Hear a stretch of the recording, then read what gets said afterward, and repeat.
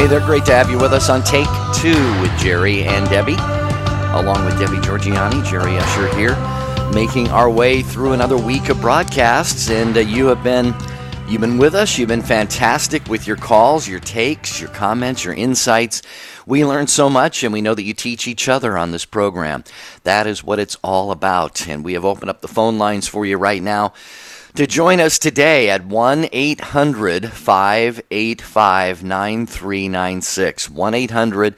1-800-585-9396. Debbie, I've been looking forward to this topic today. I think it's going to be very revealing, and we're going to learn a lot.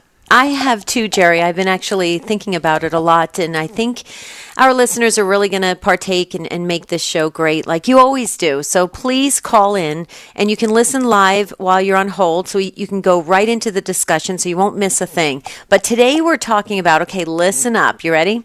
How have you changed from when you were a kid? Think about it. This may be a shocker to all of you. I was extremely shy when I was a child. Extremely shy. I used to hide behind. It's true. It is true. I used to hide behind my mother's leg at the grocery store because the cashier would always make a comment about I had a lot of curly hair, and they would make comment about that, and I would be so shy I would hide behind my mother's leg, and she'd have to grab me and kind of pull me around and make me, address the cashier or say something like thank you, and I was extremely shy, but obviously that's changed. And so how have you changed from when you were a kid? Maybe you were the life of the party as a child, and as you grew up, you became more reserved.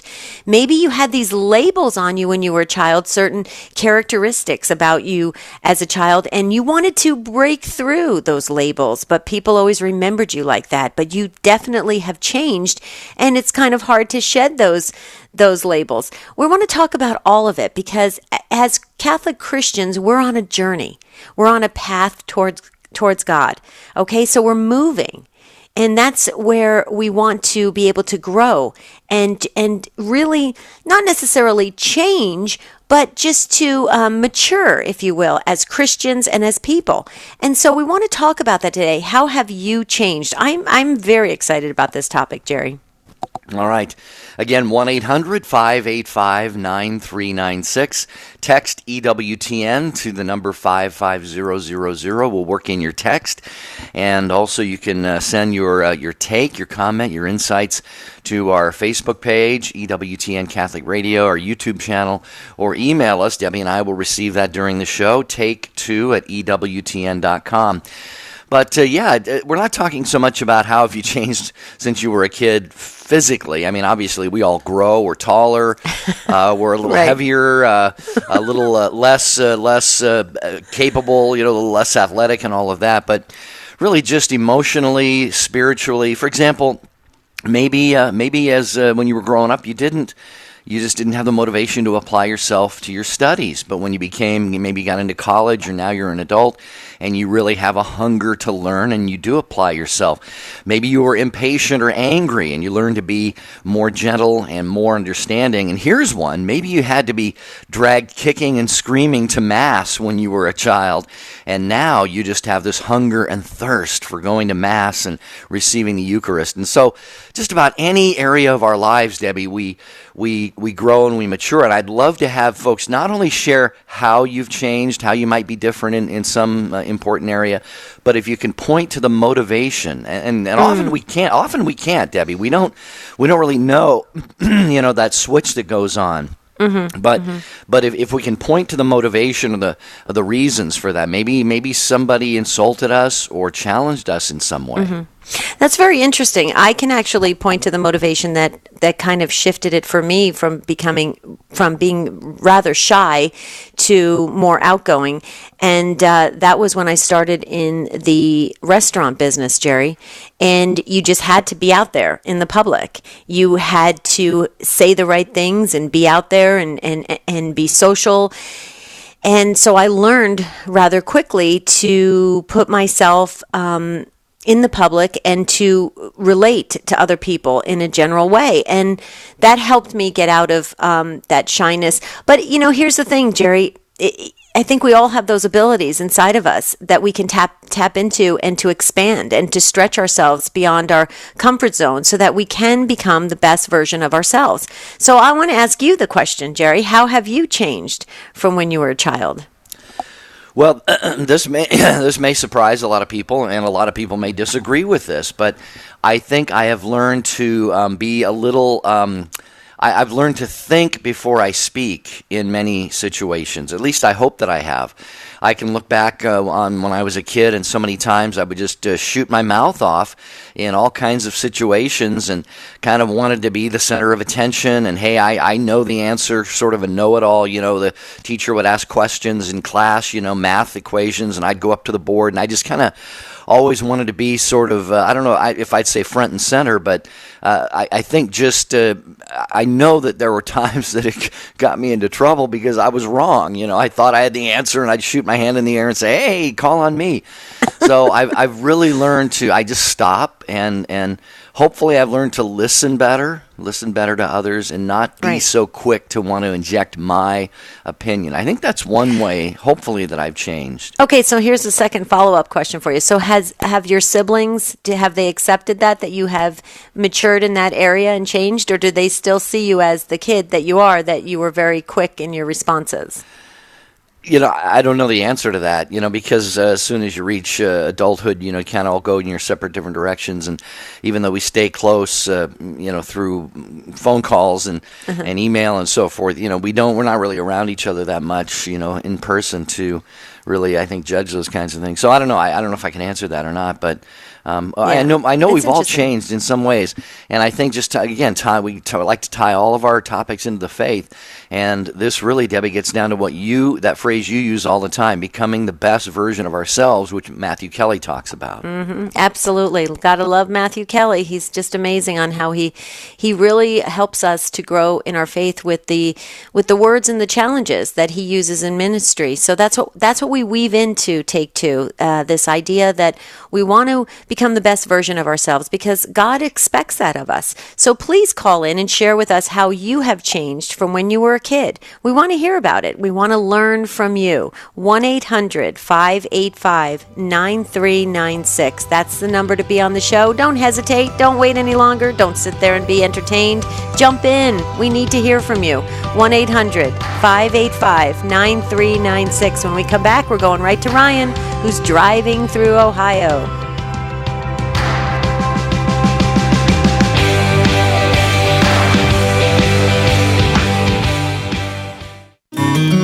And welcome to EWTN's Bookmark Brief. I'm Doug Keck. I just finished interviewing Edward Shree about his book, Love Unveiled, The Catholic Faith Explained. You can look for the whole interview in the future, but first, get a synopsis of what this book's about. I hear all the time from pastors and catechists about how people who've been formed to the faith often leave. I hear it, especially the heartfelt cries of many parents and grandparents.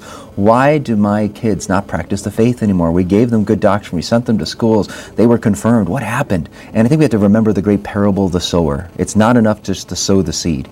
We have to be mindful of the soil in which the seed is landing. And in our culture today, it's not enough just to pass on Orthodox doctrine. We need to do that. Mm-hmm. But we also need to be mindful of what are those weeds out there. And that's what I try to go after in this book, Love Unveiled. Very good. That's Edward Shree, author of Love Unveiled, published by Ignatius Press, available through the EWTN Religious Catalog. Look for the complete interview coming here on EWTN. And that has been another EWTN Bookmark Brief. EWTN Radio Classics is our 24/7 teaching and devotionals channel straight from the EWTN archives. Go Classic with EWTN Radio Classics online at EWTNradio.net and on the EWTN app. Father Larry Richards. You know, I'm from the city of Pittsburgh, Pennsylvania, and both of my parents, both of them, were police officers. My father was a police officer, and my mother was a police officer. They always thought I'd be a cop, too, and in some ways I am, a spiritual cop. But we keep doing what we do, and we come from wherever we come from, it doesn't matter. Where God is calling us is what's most important. Open Line with Father Larry Richards, Thursday, 3 p.m. Eastern on EWTN Radio. This is Colleen Kelly Mast. Hello, this is Archbishop Charles J. Chaput, the Archbishop of Philadelphia, Pennsylvania. This is Catherine Seltner, host of EWTN Pro-Life Weekly. Thanks for listening to EWTN Radio.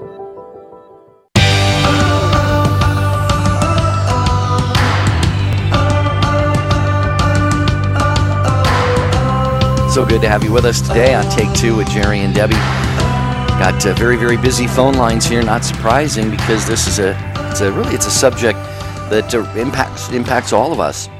Every one of us has changed in some way since we were a child. And when we say child, we're talking about, it can be whatever age. We have different characteristics and traits and qualities. And we hopefully grow into a better version of ourselves, and perhaps shed or leave behind some of those not so healthy ways that we may have acted out or acted upon when we were younger. But we want to better ourselves. And so our conversation today is, how have we changed, and in what way? And if you can recall the motivation for maybe encouraging you to change. 1-800-585-9396. As Debbie promised, we're going to go to Ryan, listening on Sirius XM 130, driving through Ohio. Hello, Ryan. Hey, this is I'm Brian, not Ryan, but it's okay. Sorry, Brian. But that's okay. So I'm one of 5 kids, and I was number 4. Unfortunately, I followed my brother and sisters with the same teachers, and they kept comparing me to them and saying, "Why aren't you like them?" And that just made me more of a rebel, I guess. So I grew up a little on the rough side of things, and gave my parents a lot of hard times. But I think over the years I've grown up to realize that I had a place in life, and now I'm a father of 5 and grandfather of 5, and loving life. And I'm a member of the Knights of Columbus and Eucharistic minister. And my wife and I take the Eucharist to the assisted living home and serve our adult shut-ins there. I think that's the most blessing part of our week. Is every Sunday after church we go there and start our week off worship, being with them and really having a great time. So. Well, Brian, first of all, I just want to say it's great that you're in ministry. I think that's wonderful, and we love the Knights of Columbus. Jerry's a 4th-degree Knight. My husband's a 4th-degree Knight as well, and the Knights do great work, and I think that's wonderful that you're doing that on a regular basis. Going back to your childhood and where you rank in the family, when I've read a lot about large families, because I come from a large family, so does Marty, my husband, and Jerry does as well. And it does happen, especially when the kids are born close together. There is this need sometimes for one of the siblings or one of the children to kind of break away and be their own kind of free spirit. And it sounds like you did that as a rebel. I actually have a sibling that did the exact same thing. She was very much a rebel, if you will, in the family. And I wanted to ask you, how did that serve you? Was it just a mechanism to survive and to be your own unique person? Or did you notice later in life that somewhat of a managed rebel demeanor might have helped you in your adult life? Have you ever reflected on that?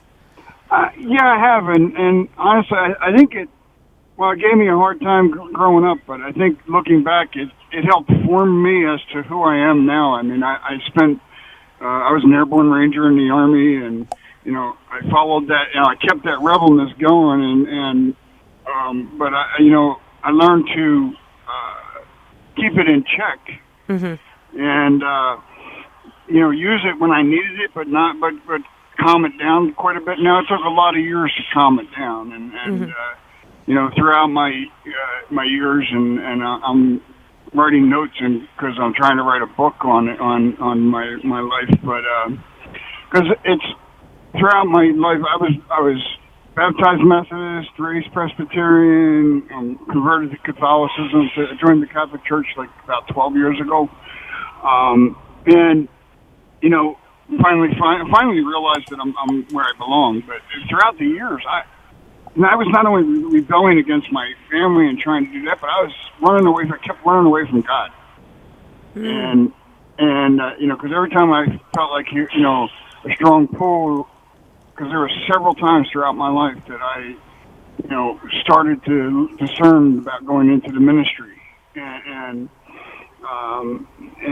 so I every time I got too close, I ran.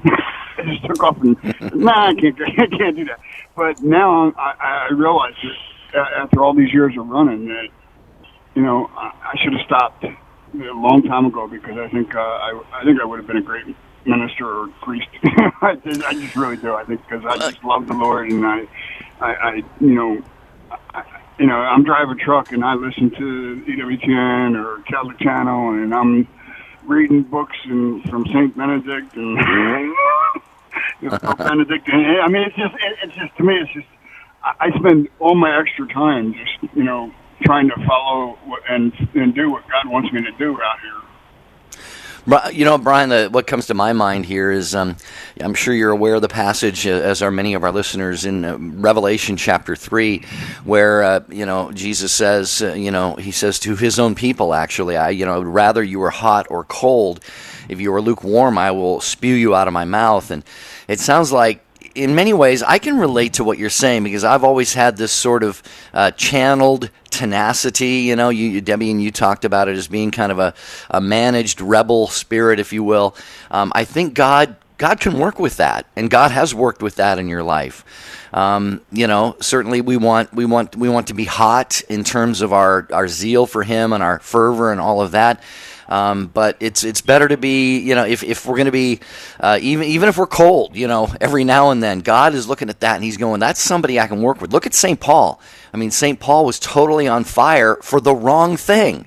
And God said, now wait a minute, I can use somebody like that. I can use someone with that kind of tenacity. So, I don't know, Deb, it sounds like Brian has really kind of hit a home run with his take today. Oh, I totally agree, Brian. And I love the fact that you're writing a book. I think putting that all down with your whole life story, because it's your life story, and it's fascinating with all the twists and turns or whatever, and the things that you've learned. I think it is wonderful. So I hope you do finish writing that book, and safe driving to you, because we love those that are truck drivers, because you guys listen to EWTN and you are absorbing the faith and taking it in. And you never know, Brian, I don't know if it's even something down the road, but you may want to pray about possibly becoming a deacon, if that's even possible. So, I mean, if you are called to that vocational life, there's always a way, but you're doing it in ministry with the Knights of Columbus. So God has a way of using us, if we're open. And it sounds like, Brian, you're very, very open. So thank you for that.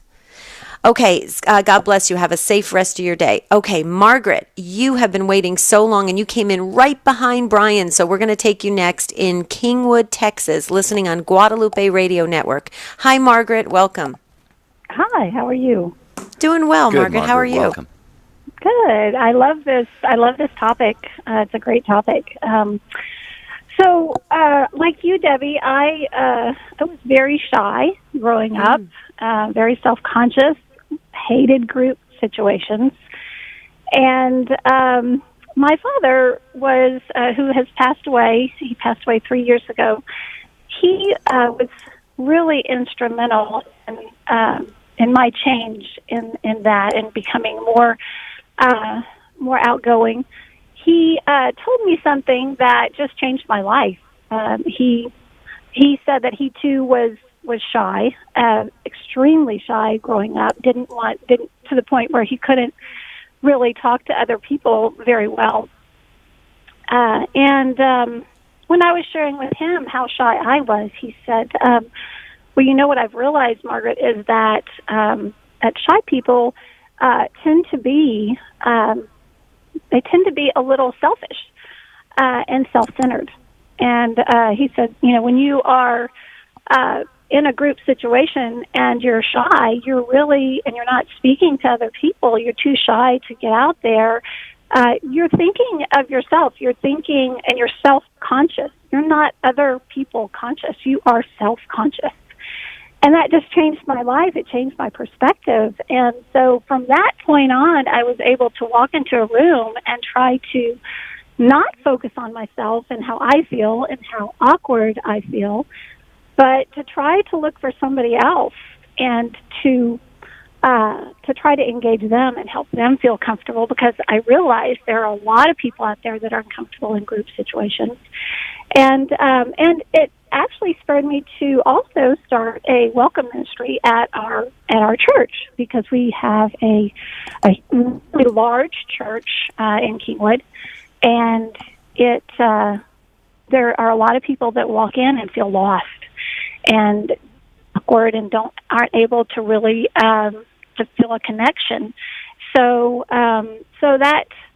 that one thing that my dad told me has really made an impact on me, and I want to encourage anybody out there who has that same feeling of being self-conscious and being, feeling awkward when you're in group situations or even on one-on-one conversations, to try to think outwardly instead of inwardly and try to help others to feel comfortable and to try to engage them and focus on them instead of themselves. Margaret, I have never heard it explained that way, but your dad was brilliant. Can I have his first name so we could add him into our book? Yes, his name is Joe. Joe. What an amazing sense of wisdom he imparted to you. I wonder how he learned that, because I've never looked at it that way, and you're absolutely correct, because it is an inward focus. It is a way of constantly putting the spotlight on yourself from the inside out. And that, you're right, it's very interesting what you just said, because not only does it stop the shy person from interacting, but it also it also stops others from engaging with them as well, because if they're so intertwined in themselves, others won't be attracted to that at all. And so it's very interesting. It's a prison both ways if you look at it. Yeah, and absolutely. Wow, Margaret, that is huge. That is really huge. Jerry, what do you think? I'm just sitting here like you, Debbie, just kind of in awe of the whole take, and really, like you said, the brilliance of all of it. And I think many of us could really learn from what Margaret has shared. Oh, absolutely. And Margaret, here's the thing. Have you learned now, because I have, when I go into social settings, that you're right, that there's other people out there that are somewhat self-conscious, and they do deserve that interaction, because how are they ever going to get past that feeling? And so has it motivated? Well, it has, with the welcome ministry you're doing. It has motivated you in that sense. Yeah.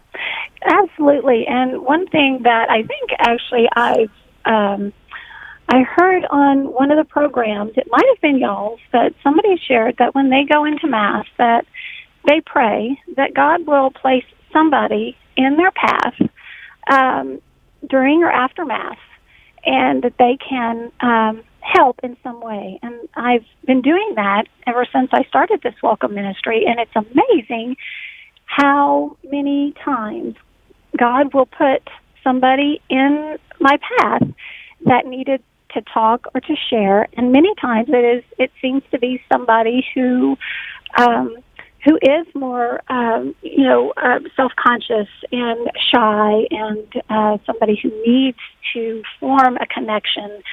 So it really is a beautiful teaching that my father passed on to me, and I'm just so grateful for it.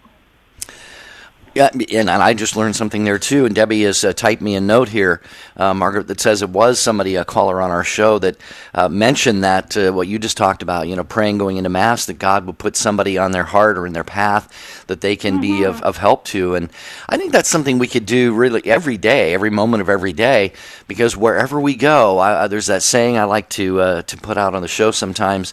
It is, everyone you meet is engaged in a battle you know nothing about, so be kind always. And boy, we have a chance to impact a life, whether it's for the better or for the worse, with really every encounter that we experience during our day. So, Margaret, you have really helped us out here today. We appreciate that tremendously, and hope that you will have a fantastic day in Kingwood, Texas.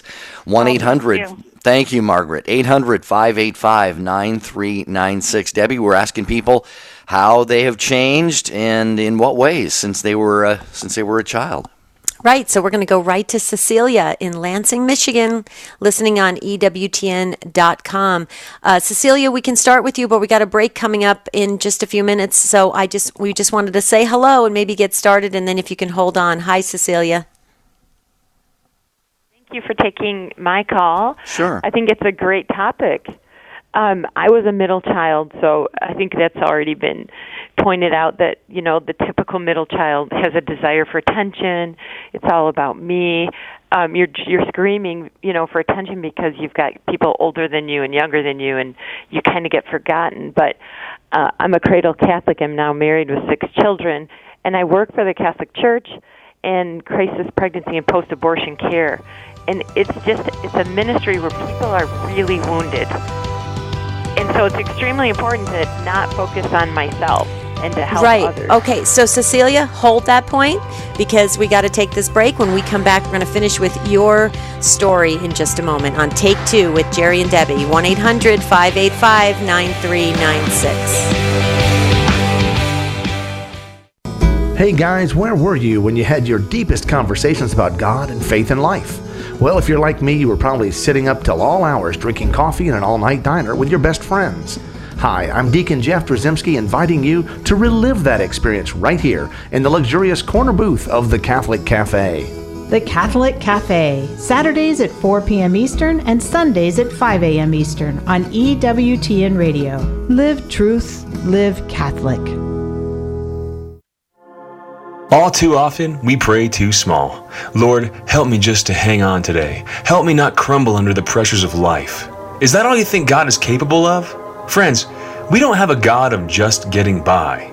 We have a God who promises life to the full. We don't have a God who sometimes helps his people out. We have a God who splits seas, conquers death, moves hearts, and makes heroes. What action in salvation history makes you think your God is small or incapable? Don't just ask God to help your marriage. Ask him to help you sweep your wife off her feet again.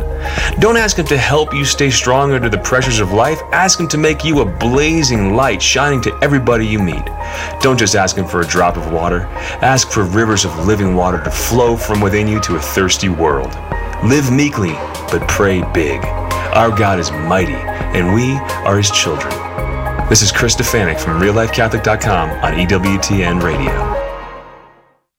A lot of people listen to Catholic radio and get great information to help build their faith and support their faith. But there are also people out there who haven't yet built a relationship with God, and Catholic radio reaches them wherever they are. It evangelizes in a way like no other medium, and that's just one of the many reasons why Catholic radio is so important. Jimmy Aiken thinks Catholic radio is important. So should you.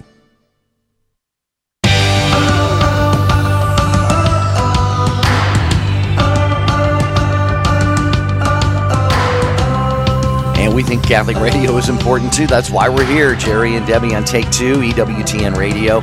And your takes drive the show. 1-800-585-9396. Talking about how you have changed really more inwardly. Certainly now we all grow and our stature and our size and our appearance changes from when we're kids to adults. But what about the way we act, the way we behave, how we think? Maybe you had a hard time loving somebody or receiving love into your heart, or it was difficult for you to show emotion or affection, and you've learned to kind of turn that around. Maybe you were not terribly motivated to apply yourself. Maybe you weren't challenged. You didn't feel challenged in school. And now as an adult, you have found new ways to really challenge and expand yourself and to grow. So how have you changed? 1-800-585-9396. And Cecilia in Lansing, thanks for hitting the pause button there with us, Cecilia. For those who just tuned in, back up, if you want to back up and rewind just about 10 seconds here and recap what you were talking about, and then continue on. Go ahead, Cecilia. Okay, thanks, Jerry and Debbie. Yeah, I mentioned that I was a middle child, typical middle child, desiring a lot of attention, focus on me, and then also as a teen, my dad passed away, so there was like an extra sensitivity to wanting more than I, could get just out of the one viable parent, my mom, who raised us without my dad around. But I was saying I now work in Project Rachel Ministry, which is for post-abortion women, post-abortive women and men who are very, very wounded people. And I also do crisis pregnancy for our church.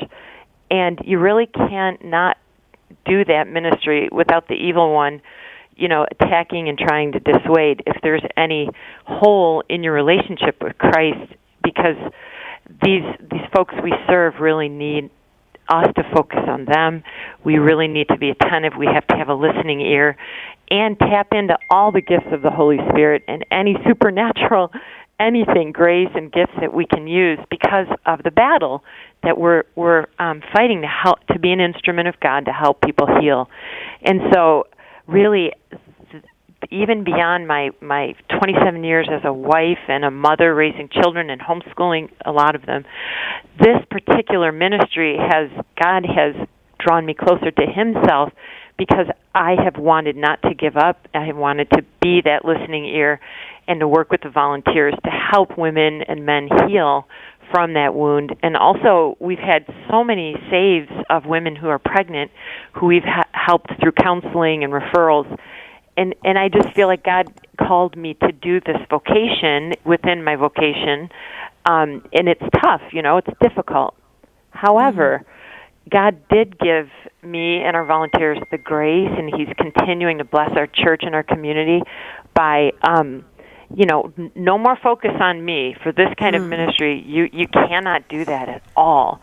And I'm blessed to have been called to do this because it did make me go very much deeper with Christ in day-to-day conversations with Him, in more and more prayer, daily Mass. I mean, I just do anything I can to say, Lord, I am here. I need You. Fill me up. I want to keep serving You in this ministry. And so I'm the winner. I'm the blessed one.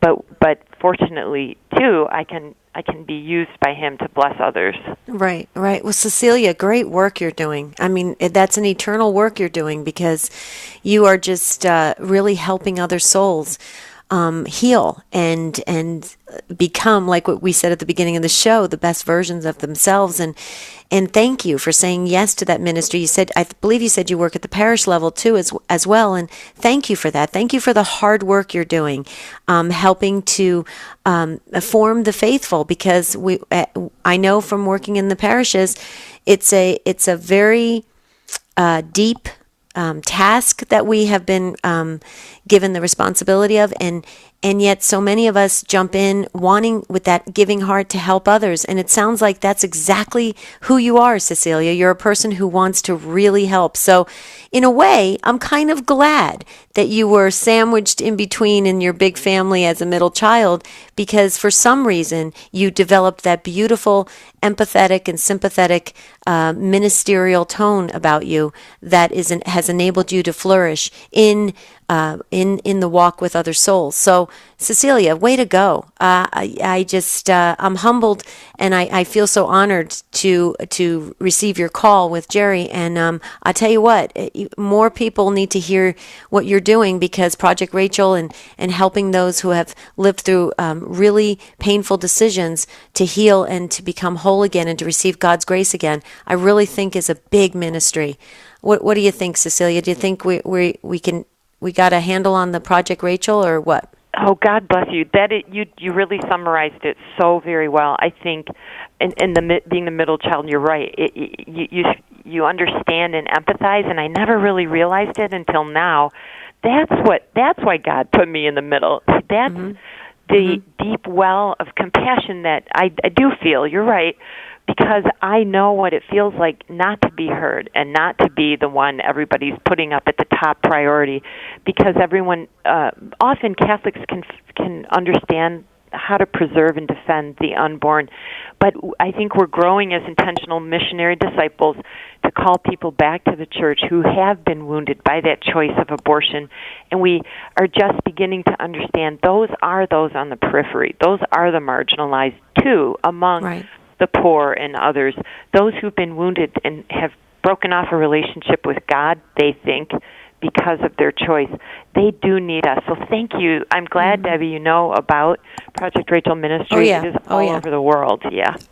Great work, you guys. Thank you for what you're doing, and thanks for listening. And please pray for us, because we want to make sure everyone gets a chance to listen to Catholic radio around the country. And the only way we do that is if we spread the word. And you're at the parish level as well, so if you can spread the word that Catholic radio is alive and well and people need to listen, that would be great, Cecilia. Thank you so much for the beautiful call today. Yeah, we appreciate it very much. That line is available now, 1-800-585-9396. In what ways have you changed from childhood to adulthood? Karen has been also very, very patient, listening on Sirius XM 130 in Bethlehem, Pennsylvania. Hi, Karen. Welcome to Take Two. Hi, guys. I have called you previously on numerous times. Thank you. And my call today, when I heard this, I was driving. I'm at my destination now, so I'm sitting outside. I'm early. I had to call because I have been through a lot. And growing up, I was this skinny little kid. And I unfortunately did not have a good relationship with my mother. I was always trying to please her and never felt as though I did. So consequently, that's what I was always trying to do growing up, trying to please everybody. But by the same time, by same token, I was also so judgmental, and I would say, I can't believe they're doing that. I would never do that. I would never do that. Well, guess what? I ended up doing all the things I said I would never do and then some. After listening to your last caller, I also am a post-abortion, and it took me 30 years to understand that God could forgive me for that.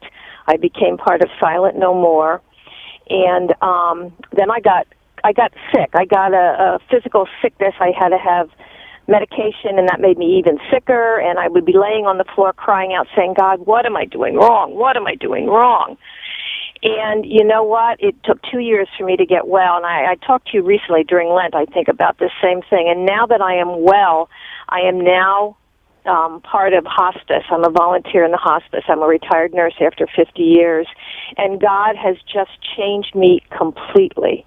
I want to be there for anybody I can to help them, and I don't have the feeling that I've always got to please everybody. The only person I want to try to please is God, and even if I don't, I finally understood that He loves me no matter what. And that is just so important for people to understand. We are not perfect, and He loves us and just wants us to keep coming to Him all the time. Wow, Karen, as you're talking, first of all, blessed be God for what He's done in your life and the healing that He has brought. And it just reminds me, for some reason, the words of Jesus on the cross came into my head, Father, forgive them, for they know not what they do. If man can be forgiven for putting to death the Son of God, the eternal Son of God Himself, there is no sin that cannot be forgiven and washed away and healed. And sorry that it took, I think you said 30 years, but praise God that you received that healing, and that now, after receiving that, you are so open to extending that to others, to trying to pry open hearts that just simply are almost locked shut. And what I'm reminded of is Debbie and I have this phrase we use with each other all the time.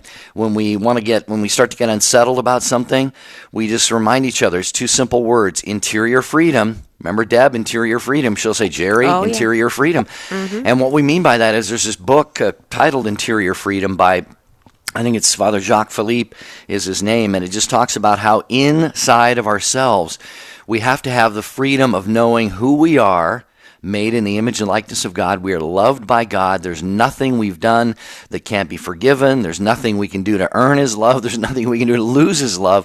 And Karen, it sounds like you're living in that place. Would that be fair to say?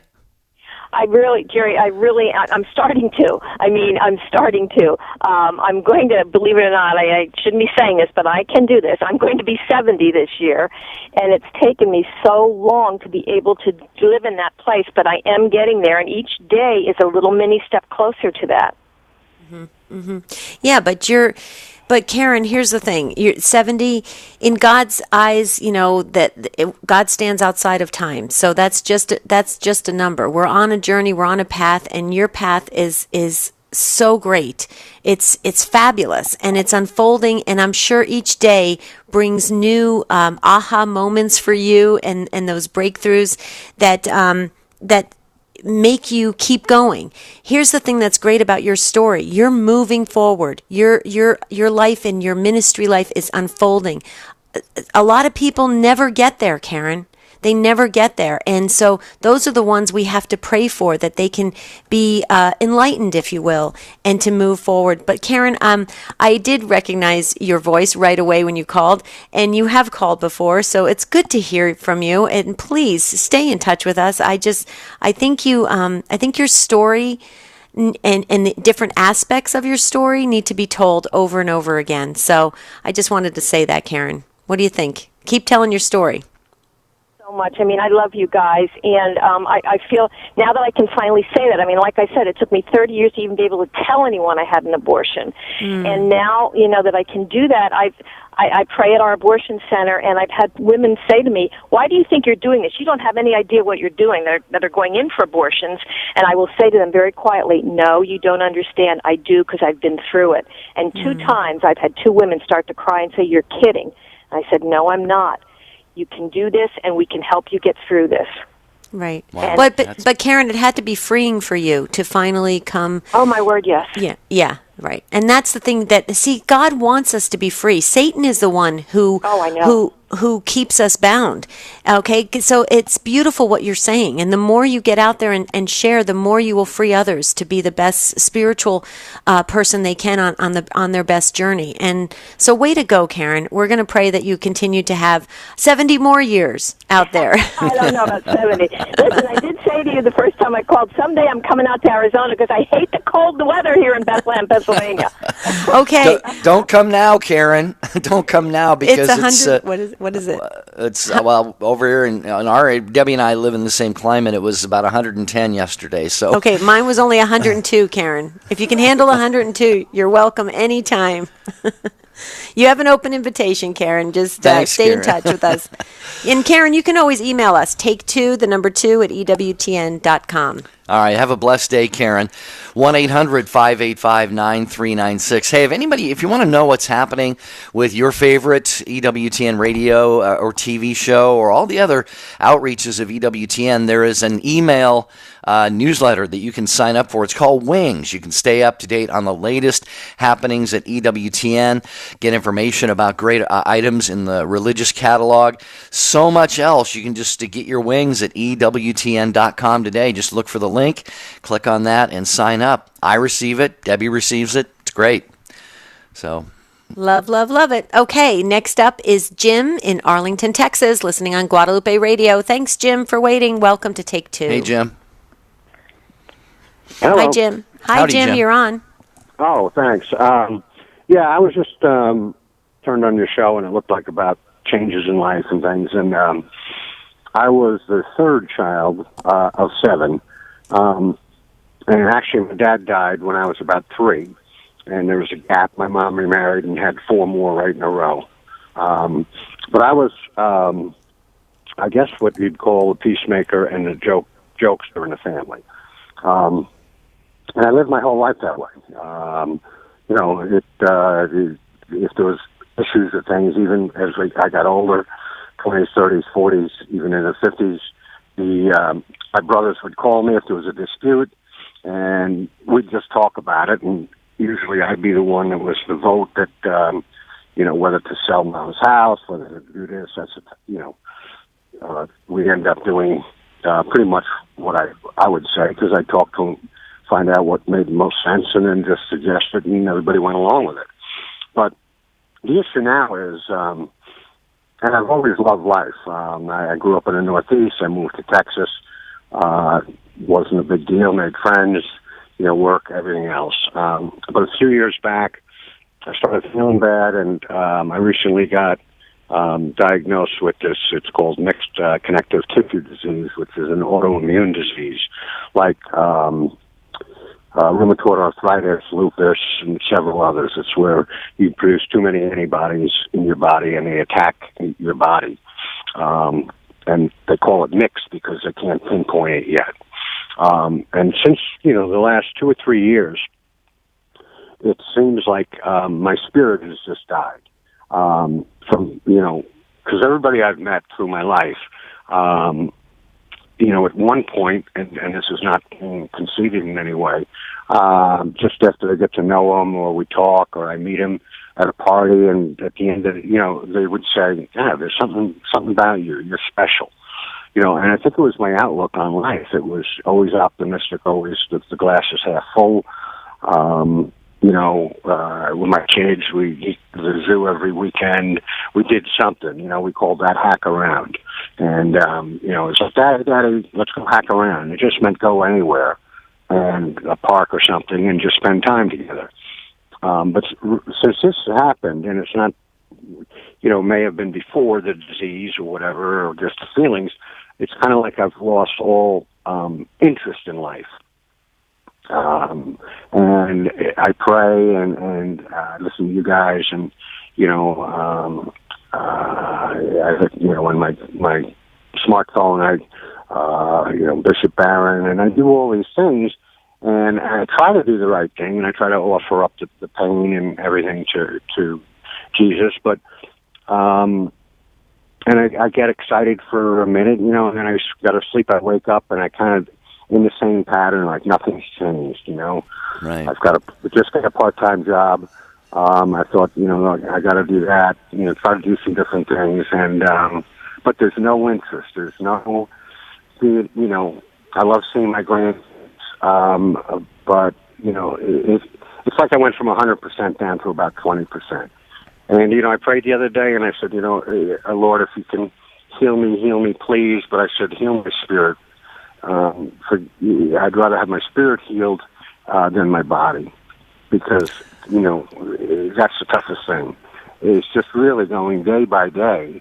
Well, Jim, forgive me, Jim, I'm going to jump in here just first and foremost for the sake of time, but also you've laid a lot out here, and I know Debbie and I are looking at each other. We see each other via Skype, by the way, and I know Debbie has some thoughts to share with you. And, I appreciate that. Yeah, and I think it would probably be similar to, what's on my heart as well. I think you mentioned that you lost your father when you were a child. I did too. In essence, he didn't die till he was in his 70s, but I lost him by the separation and divorce of my parents and his abandoning us as kids and all of that. So I can relate to that, and that can have effects on us throughout our entire lives, our relationship with God and so forth. But it sounds like you've really done okay in that area.